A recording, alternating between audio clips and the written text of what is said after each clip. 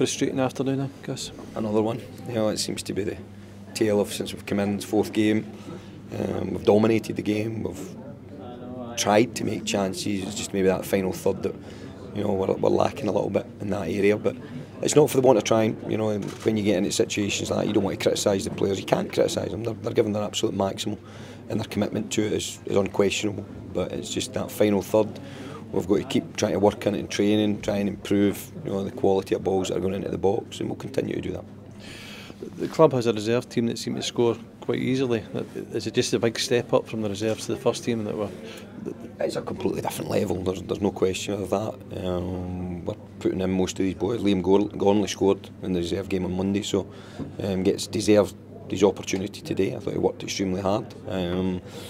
Sometimes it's just the supply that's coming into that area that can be improved, but we'll continue to do that. But it cannot be judged reserve team football with first team football. I think we can see that whatever level we're at, whether that be the under 20 football within the SPL or whether it be the League Two. The Strollers have done fantastically well this year to win the league, and have started well in the League Cup ties. But we've watched every game so far since we've been in at the club, and that's all we can do is assess it and feel what's right to put in at that opportunity.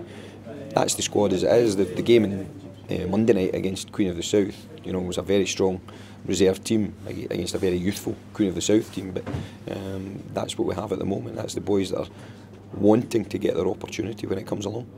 You brought in Tony Wallace to add to the squad. What was your thinking behind that move? Yeah, it just has a physical aspect to it as well. He's an attacking midfielder. We had hoped to play in a certain manner, we're just playing off of the striker.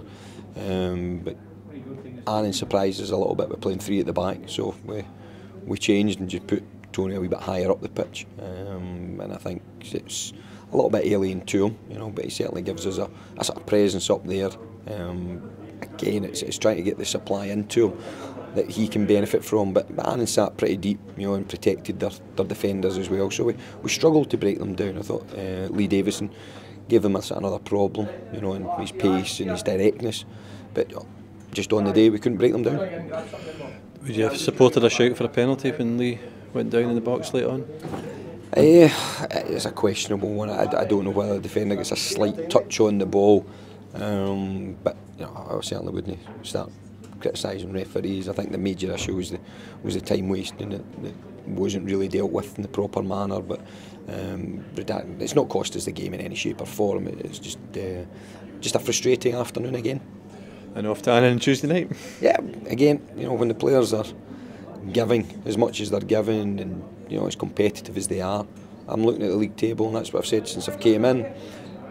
I don't see a gulf, between Annan and Queen's Park or Peterhead and Queen's Park. I look at it as a very, very tight line, fine line, to winning and losing games, and we've unfortunately been on the wrong side of that line yet again today.